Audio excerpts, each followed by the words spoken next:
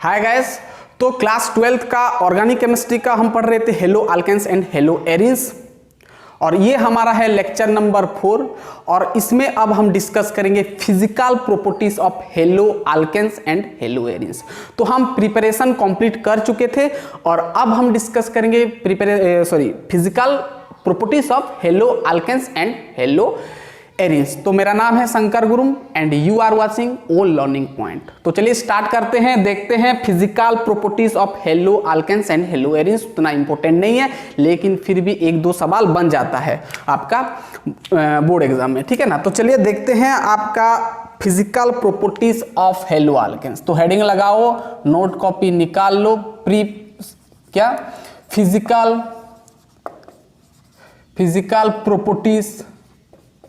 Physical properties of haloalkanes haloarenes, दोनों का वही हेलो अल्केन्स और हेलो एरिन्स। ध्यान से समझना, physical properties of haloalkanes and haloarenes. तो सबसे पहले जैसे कि आपका आता है फिजिकल स्टेट के बारे में बात करेंगे, फिजिकल स्टेट के बारे में, यानी उसका स्मेल, उसका कलर, ये सब, ठीक है ना। चलिए, तो फिजिकल स्टेट में देखा जाए तो ये जो आपका जो एल्किल हैलाइड होता है, यानी जो आपका हेलो अल्केन ग्रुप होता है, जो आपका एल्किल हैलाइड होता है, वो प्योर स्टेट में मतलब पूरा प्योर स्टेट में, पूरा प्योर मतलब उसमें कुछ मिक्सचर नहीं होगा। प्योर स्टेट में वो क्या होता है ना, कलरलेस होता है। क्या होता है? कलरलेस होता है, यानी कुछ कलर पता नहीं चलता है, कलरलेस होता है, ठीक है ना। प्योर स्टेट में कलरलेस होता है। बट लेकिन आपका जितना भी एल्किल ब्रोमाइड है ना, ब्रोमाइड है, एल्किल ब्रोमाइड और एल्किल आयोडाइड, एल्किल क्या ना आयोडाइड, यानी आप सीधा सीधा कहोगे, यानी एल्किल में मतलब आपका हेलो अल्केन में यदि आपका लग जाएगा ब्रोमीन और आयोडीन लग जाएगा तो वो ना, ये एक्सेप्शन होता है कि ये आपका क्या होता है ना, लाइट में जब इसमें लाइट आप पास करते हो ना तो ये एक्सपोज हो जाता है कलर में, है ना। तो लाइट अगर इसमें लाइट दोगे तो ये कलर एक्सपोज करता है, ठीक है ना। तो ये एक्सेप्शन है कि ब्रोमाइड और आयोडाइड लाइट जब आप पास करोगे, लाइट में यदि रिएक्शन करोगे तो ये कलर देता है, यानी कलर पता चलता है, ठीक है ना। बट आपका जितना भी एल्किल हैलाइड्स है सब कलरलेस होता है, बट एक्सेप्शन है आपका ब्रोमाइड और आयोडाइड लाइट में कलर एक्सपोज करते हैं, ठीक है। समझ में आ गया, ये पहला पॉइंट। अब दूसरा पॉइंट हम बात करेंगे कि कहाँ, देखिए यहाँ पर 1 नंबर कार्बन से लेकर 2 नंबर कार्बन तक ये रूम टेम्परेचर में, एट रूम टेम्परेचर में क्या होता है ना, गैसियस फॉर्म में होता है। आपका क्या होता है? गैसियस फॉर्म में होता है। 1 नंबर कार्बन से लेकर 2 नंबर कार्बन तक, तो क्या हो सकता है वो, मिथाइल आयोडाइड, क्लोराइड, जो भी, मतलब मिथाइल तो आएगा ना, तो मिथाइल हैलाइड मैं इसलिए लिख रहा हूं क्योंकि यहां पर क्लोरीन, ब्रोमीन, आयोडीन जो भी हो सकता है, तो मिथाइल हैलाइड हो सकता है, और क्या इथाइल हैलाइड हो सकता है, इथाइल हैलाइड हो सकता है। अरे हैलाइड जगह पर कुछ भी लगा दो ना, ब्रोमाइड, क्लोराइड, आयोडाइड जो भी लगा दो, मतलब आपका हेलो अल्केन में 1 नंबर कार्बन से 2 नंबर कार्बन, यानी 1 से 2 कार्बन दिखेगा तो समझ जाना वो गैसियस फॉर्म में है, वो भी रूम टेम्परेचर में, ठीक है ना। रूम टेम्परेचर में गैसियस फॉर्म में होता है। और जो जितने भी हायर मेंबर है हेलो अल्केन, मतलब 2 नंबर कार्बन से ज्यादा, यानी 2 नंबर कार्बन से अप टू आपका 8 नंबर कार्बन तक, ये सब क्या होता है ना, लिक्विड में एग्जिस्ट करते हैं, लिक्विड और सॉलिड में एग्जिस्ट करते हैं, लिक्विड और सॉलिड में। 2 नंबर कार्बन से लेकर 8 नंबर से हायर भी हो सकता है, हायर मेंबर भी हो सकता है, जितने भी हायर, मतलब 2 नंबर कार्बन से लेकर हायर, यानी ये 2 नंबर कार्बन से 8 नंबर कार्बन तक लिक्विड और सॉलिड में एग्जिस्ट करते हैं ना, लिक्विड और सॉलिड। और हायर मतलब 8 नंबर कार्बन से बढ़ा दोगे तो भी ये लिक्विड या तो सॉलिड में आपको दिखेगा, ठीक है ना। समझ में आ गया पूरा? ठीक है, इतना क्लियर। अब आता है उसका ऑर्डर के बारे में, यानी उसका स्मेल के बारे में। स्मेल आपका देखिए पूरा क्लियर। अब आता है उसका स्मेल के बारे में। तो देखिए अब आता है नेक्स्ट पॉइंट कि देखिए आपका जितना भी एल्किल हैलाइड यानी जितना भी आपका गैसियस फॉर्म में है यानी आपका वोलाटाइल फॉर्म में है, यानी वोलाटाइल आपका हेलो अल्केन है, हेलो अल्केन्स है, जितना भी आपका वोलाटाइल है हेलो अल्केन्स, यानी जैसे वोलाटाइल मतलब 1 नंबर कार्बन से मैं बताया 2 नंबर कार्बन। वोलाटाइल का मतलब क्या होता है ना, जिसका गैस बनेगा, गैसेस फॉर्म होगा, है ना। तो वोलाटाइल जितना भी हेलो अल्केन्स है 1 नंबर कार्बन से 2 नंबर कार्बन तक, ये आपका क्या होता है ना, स्वीट स्मेल आता है, इसका स्वीट स्मेल आता है, यानी उसका ऑर्डर क्या है ना, स्वीट है, और बाकी सबका स्मेल नहीं होता है। ठीक है ना, समझ में आ गया पूरा। चलिए ये हो गया आपका फिजिकल स्टेट। अब आता है आपका बॉइलिंग और मेल्टिंग पॉइंट। ठीक है, चलिए अब आता है बॉइलिंग और मेल्टिंग पॉइंट। चलिए दूसरा देखेंगे boiling point and melting point. चलिए बॉइलिंग पॉइंट और मेल्टिंग पॉइंट। तो सबसे पहला तो देखेंगे boiling point and melting point. अगर ना सेम एल्किल होगा, एल्किल ग्रुप लगेगा, सेम एल्किल ग्रुप, अभी बताएंगे क्या होता है। अगर सेम एल्किल ग्रुप लगेगा, मान लो यहाँ पर जैसे मैं यहाँ पर बोल दिया ये R है, R मतलब एल्किल ग्रुप सेम, यहाँ पर फ्लोरीन, चलो यहाँ पर आपका हाँ फ्लोरीन है, यहाँ पर RCl है, यहाँ पर RBr है और यहाँ पर RI है। तो ध्यान से देखना सभी में क्या है, R है, यानी एल्किल ग्रुप सेम है। अगर आपका एल्किल ग्रुप सेम रहेगा और हेलोजन इस तरह है, देखिए fluorine, chlorine, bromine, iodine halogen group, तो आपको पता है कि फ्लोरीन का साइज छोटा होता है, फिर उससे थोड़ा बड़ा होता है क्लोरीन, फिर उससे थोड़ा बड़ा होता है ब्रोमीन, फिर उससे थोड़ा बड़ा होता है ब्रोमीन। यानी यहाँ पर साइज देखिए, यहाँ पर क्या हो रहा है, इंक्रीज कर रहा है। यानी हेलोजन ग्रुप ऐसा साइज होता है ना, बड़ा होता है, ये छोटा, ये बड़ा, ये उससे बड़ा, ये उससे बड़ा, है ना। तो जैसे जैसे साइज इंक्रीज करता जाएगा ना, तो उसका बॉइलिंग पॉइंट इंक्रीज होता है। यानी ये फ्लोरीन का बॉइलिंग पॉइंट बहुत कम, फिर उससे थोड़ा ज़्यादा ये, थोड़ा ज़्यादा ये, यानी उसका ये ऑर्डर है बॉइलिंग पॉइंट और मेल्टिंग पॉइंट का कह सकते हो। ठीक है ना। तो ये अगर इससे यदि आप हाइड्रोकार्बन से कंपेयर करेंगे, यानी मीथेन, इथेन, प्रोपेन, ये सब से कंपेयर करेंगे, तो हाइड्रोकार्बन का इससे भी कम होता है, मतलब सबसे लास्ट में आता है ये हाइड्रोकार्बन। जैसे मान लो मैं मीथेन ले लिया, कोई भी हाइड्रोकार्बन, उसका बॉइलिंग पॉइंट क्या होता है ना, सबसे कम होता है कंपेयर करें। यदि इसका आप देखेंगे या इसका आप बॉइलिंग पॉइंट चेक करेंगे तो इसका होता है आपका 111, इसका होता है 195 और इसका होता है आपका क्या 249 और इसका होता है आपका 277, ये आप थोड़ा ध्यान देना, और इसका होता है 325। ये देखा गया है कि उसका बॉइलिंग पॉइंट सबसे कम होता है, फिर इससे थोड़ा ज़्यादा, इससे थोड़ा ज़्यादा, ज़्यादा, मतलब ऐसे उसका बढ़ता जाएगा। ठीक है ना, समझ में आ गया। ये R जगह पर कोई भी सेम एल्किल ग्रुप होगा, जैसे मान लो यहाँ पर CH3 लगा दिया, आपको क्वेश्चन पूछ लिया फ्लोरीन, CH3 लगा दिया, आपको बोल दिया क्लोरीन, और CH3 लगा दिया, आपको बोल दिया ब्रोमीन, और CH3 लगा दिया, आपको बोल दिया आयोडीन। और बताओ कि ये सब इसमें से सबसे ज़्यादा बॉइलिंग पॉइंट किसका होगा, तो मैं जैसे बताया किसका, आयोडीन का। जैसे इसका साइज बड़ा है तो ये ऑब्वियसली बड़ा होगा, लेकिन ध्यान देना कि अगर सेम एल्किल ग्रुप लगेगा, डिफरेंट हो जाएगा तो उसका कहानी अलग होगा, अब हम बताएंगे। तो समझ में आ गया। तो नोट करो कि क्या नोट करना है कि अगर सेम एल्किल ग्रुप होगा और फ्लोरीन, क्लोरीन, ब्रोमीन, आयोडीन होगा तो सबसे ज्यादा बॉइलिंग पॉइंट होगा आपका आयोडीन वाला। ठीक है ना, और समझ में आ गया पूरा क्लियर। चलिए यानी ठीक है ना,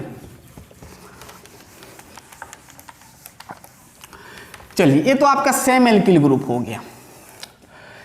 अब दूसरा पॉइंट ये हो सकता है कि दूसरा पॉइंट ये लिख सकते हैं हम, अगर सेम हेलोजन ग्रुप हो जाएगा, ये समझ में आ गया। जैसे यहाँ पर जैसे मैं पहला पॉइंट में बताया कि सेम एल्किल ग्रुप में बताया, ठीक है। सर आपका एरिन में भी होगा, एरिल ग्रुप में, जैसे मान लो यहाँ पर मैं बेंजीन ले लिया, एरिल हेलो एल्किन है, हेलो एरिन का एग्जाम्पल लेंगे तो ठीक है, बेंजीन है आपका। यहाँ पर मान लो कुछ भी हेलोजन, मान लो क्लोरीन है, ये फ्लोरीन है, तो फ्लोरीन का सबसे क्या होता है, कम होगा। ठीक है, ऐसे जैसे मैं बताया ऐसे कंपेयर करेंगे तो ये भी ठीक है ऐसे ही होगा। ठीक है ना, फिर आएगा क्लोरीन, फिर उससे थोड़ा कम होगा किसका, ज़्यादा होगा किसका ब्रोमीन का, फिर उससे थोड़ा ज़्यादा थोड़ा ज़्यादा, सबसे ज़्यादा किसका होगा, आयोडीन का, ठीक है ना। तो इस तरह भी आप कर सकते हैं। ये हेलो एरिन में देखिए, और इस सबसे छोटे सबसे कम बोलने से आपका बेंजीन में होता है, एरिन में होता है, बेंजीन में, ठीक है ना। तो ये ऑर्डर लिख लें, ठीक है। चलिए अब आता है आपका अगर आपका हेलोजन ग्रुप सेम रहेगा और एल्किल ग्रुप अलग अलग रहेगा। जैसे मान लो यहाँ पर हेलोजन ग्रुप, तो दूसरा पॉइंट ये लिखना है कि अगर हेलोजन ग्रुप क्या होगा, सेम होगा, यानी सेम हेलोजन ग्रुप लगेगा, सेम, नोट करना, जैसे मैं बता रहा हूं सेम हेलोजन ग्रुप लगेगा, सेम हेलोजन ग्रुप। जैसे मान लो मैं यहां पर लिख दिया CH3Cl, यहां पर CH3 नहीं, यहां पर CH3, यहां पर CH2, CH3 दो कार्बन लगा दिए, यहाँ एक कार्बन, यहाँ दो कार्बन, अलग अलग एल्किल ग्रुप है बट हेलोजन सेम लेंगे, है ना, same halogen group. CH3Cl, C2H3Cl, मान लो यहाँ पर है CH3, यहाँ पर CH2 ठीक है ना, बीच में 2 है, और यहाँ पर Cl है, और यहाँ पर मान लो CH3, यहाँ पर CH2 3 है, और यहाँ पर Cl है। तो मैं क्या बोला कि अगर सेम हेलोजन ग्रुप होगा, सेम हेलोजन ग्रुप लगा है, और देखिए एल्किल ग्रुप डिफरेंट है, तो यानी एल्किल ग्रुप देखिए यहाँ पर नंबर ऑफ कार्बन बढ़ रहा है, 1 ठो कार्बन, यहाँ पर 2 ठो, यहाँ पर 2 1 3 ठो, यहाँ पर 3 1 4 ठो। जैसे जैसे कार्बन चेन बढ़ता जाएगा उसका बॉइलिंग पॉइंट क्या होगा ना, बढ़ता जाएगा। ध्यान देना, जैसे जैसे कार्बन बढ़ता जाएगा, नंबर ऑफ कार्बन बढ़ता जाएगा, उसका बॉइलिंग पॉइंट बढ़ता जाएगा, क्योंकि वैन डर वाल्स फोर्स यहाँ पर क्या होगा ना, कम होता जाएगा, ठीक है ना, ठीक है, sorry, van der Waals force strong होता जाएगा ना, इंक्रीज करेगा, ठीक है ना। तो देखिए यहाँ पर CH3Cl, समझ में आ रहा है ना। तो जैसे जैसे यहाँ पर लिख लो, जैसे जैसे नंबर ऑफ कार्बन बढ़ेगा, नंबर ऑफ कार्बन इंक्रीज करेगा, वैसे वैसे बॉइलिंग पॉइंट उसका इंक्रीज करेगा।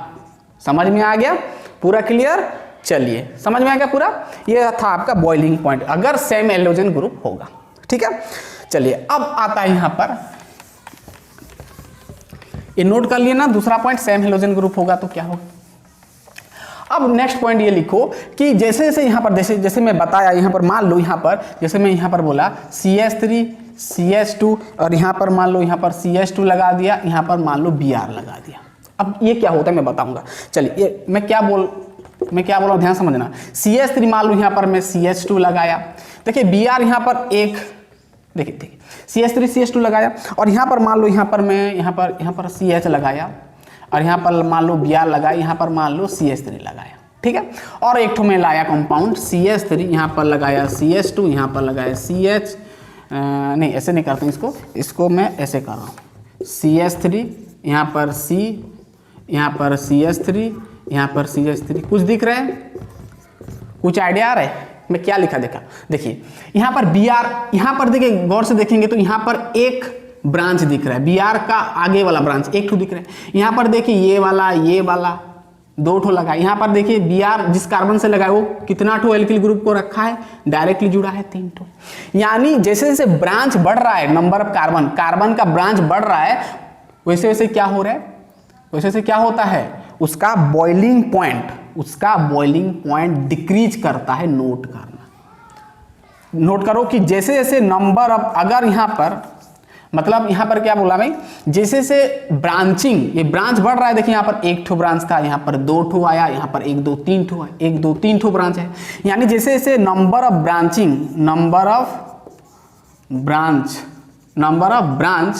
बढ़ रहा है, जैसे जैसे नंबर ऑफ ब्रांच यानी ब्रांचिंग बढ़ रहा है, वैसे वैसे क्या हो रहा है, उसका बॉइलिंग पॉइंट जो है उसका डिक्रीज कर रहा है। क्या कर रहा है, डिक्रीज, कम हो रहा है, ठीक है ना, क्योंकि वैन डर वाल्स फोर्स यहाँ पर डिक्रीज कर रहा है, ठीक है ना।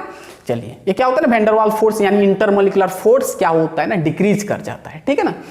चलिए अब ये क्या होगा, इसका यदि आप बॉइलिंग पॉइंट चेक करेंगे ना, इसका होगा 375, ये लिख ले, ये प्रैक्टिकली केल्विन में सब है, 375, इसका 364 होता है, ये प्रैक्टिकली ऑब्जर्व किया गया है, और इसका होता है 346, ठीक है ना। ठीक है, चलो ये तो था आपका बॉइलिंग एंड मेल्टिंग पॉइंट। अब आता है आपका, देखिए हाँ ठीक है ना। हाँ, और बॉइलिंग पॉइंट और मेल्टिंग पॉइंट थोड़ा हेलो एरिन में थोड़ा देख लेते हैं, है ना। ये तो हेलो अल्केन में था। अब देखिए यहाँ पर हेलो एरिन में यदि हम देखेंगे तो नोट करना अब यहाँ पर कहानी कैसे होगा। देखिए अगर मान लो मैं, ध्यान देना, अगर मान लो मैं यहाँ पर हेलो एरिन में, ये मैं बेंजीन में 2 क्लोरीन लगाया, मान लो यहाँ पर एक क्लोरीन, यहाँ पर एक क्लोरीन, 2 हेलोजन ग्रुप लगाया, ठीक है ना। और एक ठो मैं लाया यहाँ पर बेंजीन, और यहाँ पर मैं यहाँ पर क्लोरीन लगाया और यहाँ पर क्लोरीन लगाया, यानी ये ऑर्थो वाला कहानी है, ये क्या है, पारा वाला। और एक ठो मैं लाया ये वाला और यहाँ पर लगाया क्लोरीन, और ये मेटा वाला है, मेटा पोजीशन, यानी ये मेटा पोजीशन में 2 क्लोरीन लगा है, ये 2 क्लोरीन पारा में और ये ऑर्थो में। तो ध्यान देना, ऑर्थो, ये जो ऑर्थो पारा मेटा, तो इसका यदि बॉइलिंग पॉइंट करेंगे, इसका यदि बॉइलिंग पॉइंट का ऑर्डर करेंगे तो सबसे पहले आता है ऑर्थो, ध्यान देना। फिर आता है उसके बाद आपका आता है क्या, पारा, फिर उसके बाद आता है आपका मेटा। तो ऑर्थो, पारा और मेटा, इसका ऑर्डर ये ध्यान देना है, ठीक है ना। ठीक है। चलिए, ऑर्थो का बॉइलिंग पॉइंट सबसे ज्यादा, पारा का सबसे ज्यादा, फिर मेटा का आता है। तो यहां पर यदि आप बॉइलिंग पॉइंट इसका देखेंगे तो इसका होता है आपका ऑर्थो का 453 केल्विन। ये बॉइलिंग पॉइंट का बात करें, मेल्टिंग पॉइंट थोड़ा दूसरा होता है। यदि मेल्टिंग पॉइंट देखेंगे इसका ना, मेल्टिंग पॉइंट देखेंगे तो इसका थोड़ा अलग ऑर्डर होगा, मतलब ये पारा इधर आता है, ऑर्थो इधर आता है, ठीक है ना। तो ये एक्सेप्शन आपको मानकर चलना पड़ेगा, ठीक है। तो चलिए, ये 453 केल्विन होता है, और उसका होता है आपका क्या, 448 होता है, और इसका होता है आपका 446, सबसे कम, ठीक है ना। तो ये ऑर्डर आप ऐसे कर सकते हैं, इसका सबसे ज्यादा, इसका सबसे ज्यादा। याद करना, अगर 2 हेलोजन ग्रुप ऑर्थो में लगाए तो उसका बॉइलिंग पॉइंट सबसे ज्यादा होगा, नोट करो। अगर ये तो बॉइलिंग पॉइंट का है, ठीक है ना। अगर मेल्टिंग पॉइंट ना, मेल्टिंग पॉइंट थोड़ा दूसरा होता है, मेल्टिंग पॉइंट अलग होता है। मेल्टिंग पॉइंट क्या होता है, मेल्टिंग पॉइंट में ऑर्थो, ये जो पारा वाला, मतलब पारा वाला, इसका मेल्टिंग पॉइंट ना ज्यादा होता है, इसका पारा वाला ये, इसका मेल्टिंग पॉइंट ज्यादा होता है। फिर आता है आपका ऑर्थो, फिर आता है आपका क्या, ऑर्थो। ये तो नोट करना बहुत इंपॉर्टेंट, ऑर्थो ये क्या, ये पारा था, ये ऑर्थो। फिर आता है आपका मेटा, ठीक है। तो इसका यदि आप बॉइलिंग पॉइंट देखें, मेल्टिंग पॉइंट देखेंगे, मेल्टिंग पॉइंट देखें तो ये इतना नहीं होता है। मेल्टिंग पॉइंट केल्विन में देखेंगे तो इसका आप चेक करें, प्रैक्टिकली ऑब्जर्व किया गया है कि इसका होता है 256, सॉरी नहीं, इसका होता है आपका क्या, पारा का होता है 328, फिर इसका होता है आपका ये क्या है, ऑर्थो का होता है 256, और इसका होता है आपका कितना, 249, ठीक है ना। तो ये ऑर्डर ऐसे जाएगा, ठीक है, समझ में आ गया। मेल्टिंग पॉइंट थोड़ा डिफरेंट होता है, ठीक है। तो ये था आपका फिजिकल, नहीं और है। चलिए, हो गया, नोट कर लें, पहले समझ में आ गया। अब आता है डेंसिटी, डेंसिटी के बारे में बात करेंगे। चलिए, हो गया। अब आता है डेंसिटी के बारे में। तो हेलो अल्केन्स, हेलो एरिन्स का डेंसिटी देखिए यहाँ पर डेंसिटी, नेक्स्ट आता है आपका डेंसिटी के बारे में चेक करेंगे। तो देखिए यहाँ पर डेंसिटी में क्या होता है, ध्यान देना। डेंसिटी आपका जो R, अगर मैं सेम एल्किल ग्रुप लगा दिया R, यहाँ पर फ्लोरीन, ध्यान देना, फ्लोरीन और क्लोरीन का डेंसिटी लगभग सेम होता है, RF और RCl, यहाँ पर RBr और यहाँ पर RI, ठीक है ना, ये Br है। तो इसका अगर डेंसिटी देखेंगे, अगर सेम एल्किल ग्रुप लगेगा तो उसका डेंसिटी चेक करेंगे तो ये होगा, मतलब आयोडीन का सबसे ज्यादा डेंसिटी होता है। अगर इसका डेंसिटी चेक करेंगे तो 0.89 ग्राम पर ml होता है, ठीक है ना। इसका देखेंगे तो क्या होगा, 1.335 होता है, और इसका होता है आपका 1.747 समथिंग होता है, ठीक है ना। तो ये डेंसिटी का ऑर्डर है। अगर सेम एल्किल ग्रुप लगेगा तो सबसे ज्यादा फ्लोरीन क्लोरीन ये लगभग सेम होता है, ये सबसे कम ये होता है, फिर ये, ठीक है। ऑर्डर समझ में आ गया। अगर मान लो यहाँ पर मैं यहाँ पर जैसे मैं यहाँ पर मान लो मैं यहाँ पर CS नंबर ऑफ कार्बन बढ़ा दिया और सेम हेलोजन ग्रुप लगा दिया, ठीक है ना। मान लो यहाँ पर CH3I है, यहाँ पर आपको लिख दिया मैं C2H5I लिख दिया, और यहाँ पर C3H7I लिख दिया, और यहाँ पर CH4, और यहाँ पर मैं लिख दिया क्या, C4H8 लिख दिया, और यहाँ पर आपका आई लग गया। तो मैं क्या क्या नंबर ऑफ कार्बन बढ़ाया और हेलोजन ग्रुप सेम रखा। अगर नंबर ऑफ कार्बन बढ़ेगा और हेलोजन ग्रुप सेम रहेगा तो उसका क्या होगा ना, डेंसिटी कैसा होगा ना, डिक्रीज करेगा। ठीक है ना। तो जैसे जैसे नंबर ऑफ कार्बन बढ़ाते जाओगे उसका डेंसिटी कम होगा। तो मैं क्या बोला कि इंक्रीज, मतलब जैसे नंबर ऑफ कार्बन इंक्रीज करेगा, नंबर ऑफ, नोट कर, नंबर ऑफ कार्बन इंक्रीज करेगा उसका डेंसिटी डिक्रीज करेगा। ठीक है ना, समझ में आ गया पूरा। तो ये था आपका डेंसिटी। और एक तो यहां पर डेंसिटी पूछता है। अगर यहां पर और एक तो सवाल बन सकता है कि मान लो यहां पर देखिए, अगर मान लो मैं जो हेलोजन ग्रुप है मैं एल्किल ग्रुप में हेलोजन में मान लो बढ़ा दिया। जैसे मान लो मैं यहाँ पर CH3 एक Cl रखा, यहाँ पर मान लो CH3, यहाँ पर Cl2 रख दिया, यहाँ पर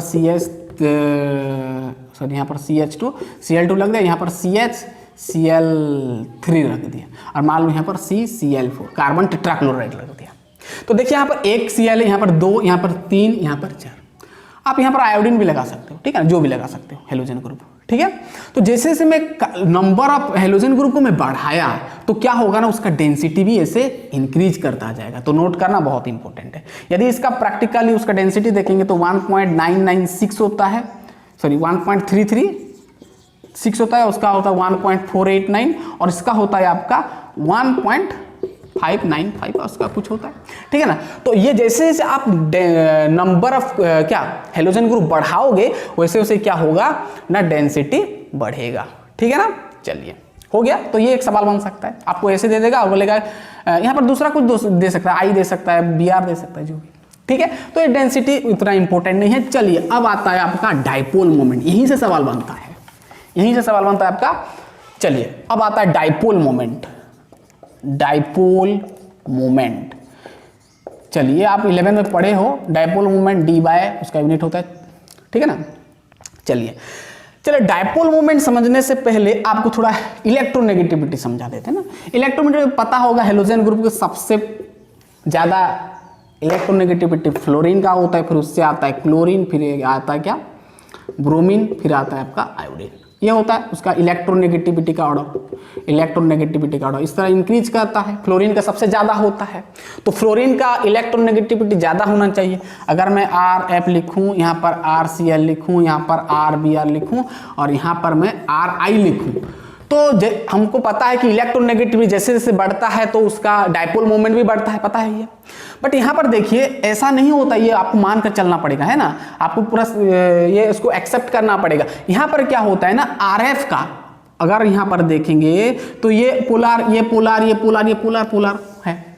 तो इसका फ्लोरीन का हमको पता है इलेक्ट्रोनेगेटिविटी ज़्यादा होता है, सबसे ज़्यादा होता है। तो फ्लोरीन का ऐसे होना चाहिए एक्चुअली ऑर्डर, ऐसे ऐसे डाइपोल मोमेंट क्या होगा ना, डिक्रीज करेगा, ऐसे ऐसे इंक्रीज करेगा। बट यहाँ पर फ्लोरीन का ऐसा नहीं होता है। फ्लोरीन ना ये 2 नंबर में आता है, RCl पहले आता है। तो RCl का ना डाइपोल मोमेंट ज़्यादा होता है। RCl ये मानकर चलिए, प्रैक्टिकली ये देखा गया है, RCl सबसे पहले आता है, फिर आता है आपका RF, फिर आता है आपका RBr और यहाँ पर आता है। और यहीं से ही सवाल बन जाता है कि बच्चे सोचते हैं कि इसका ज़्यादा होगा डाइपोल मोमेंट क्योंकि इसका इलेक्ट्रोनेगेटिविटी ज़्यादा है, बट ऐसा नहीं होता है। क्लोरीन का RCl का ज़्यादा होता है, फिर उससे ज़्यादा, फिर सॉरी इससे कम, ये कम कम। ठीक है ना। अगर इसका चलिए हो गया ना, समझ में आ गया। तो डाइपोल मोमेंट। अब देखिए यहाँ पर ऐसे सवाल बन सकता है। देखिए यहाँ पर एक सवाल आया था, चलिए हम ले जाते हैं एक सवाल। हाँ, जैसे यहाँ पर एक क्वेश्चन, जैसे मैं बोल दिया यहाँ पर आपको करना है, जैसे मैं मान लो यहाँ पर क्वेश्चन दिया CH3Cl, CH2Cl,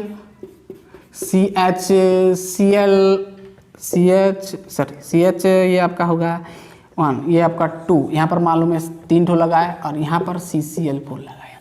अब देखो यहाँ पर क्लोरीन बढ़ रहा है, हेलोजन ग्रुप बढ़ रहा है, कार्बन सेम है, कार्बन तो वही एक तो कार्बन है, मतलब हेलोजन ग्रुप बढ़ रहा है। यहाँ पर 1 Cl, यहाँ पर 2 Cl, यहाँ पर 3 Cl, यहाँ पर 4 Cl।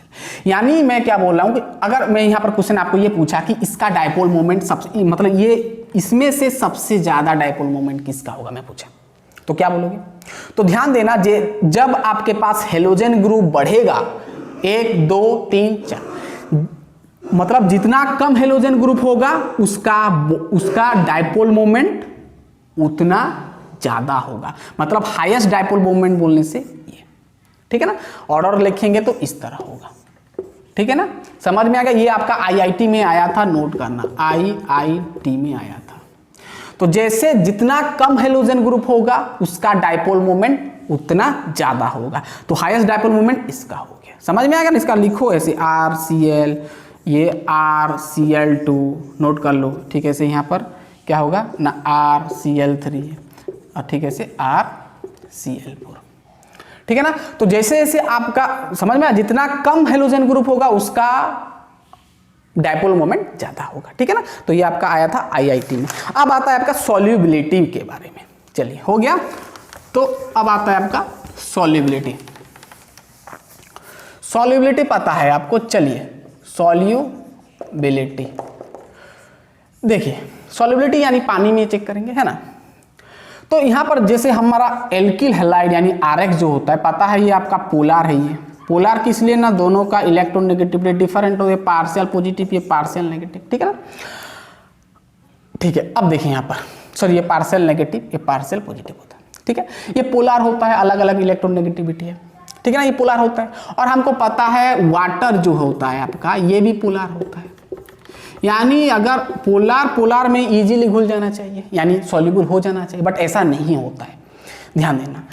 अगर यहाँ पर देखें वाटर, ये दोनों को यदि हम देखेंगे, ये वाटर है ना, और आपको पता है वाटर और वाटर के बीच में हाइड्रोजन बॉन्डिंग होता है, इस तरह होता है ना, ऐसे होता है। तो यहाँ पर जो होता है आपका हाइड्रोजन बॉन्डिंग जो होता है ना, ये हाइड्रोजन बॉन्डिंग बहुत स्ट्रॉन्ग होता है ना। ये हाइड्रोजन बॉन्डिंग को, ये हाइड्रोजन जो बॉन्ड, ये इसको क्या कहते हैं हम, हाइड्रोजन बॉन्ड कहते हैं ना। अब ये जब ये RX यहाँ पर आएगा, यहाँ पर जब RX आएगा, जब डालोगे RX यानी हेलो अल्केन्स को पानी में डालोगे, तो RX को क्या करना पड़ेगा, ये हाइड्रोजन बॉन्ड को तोड़ना पड़ेगा, तभी जाकर तो हाइड्रोजन मॉलिक्यूल के साथ अटैच होगा ना, बॉन्डिंग करेगा।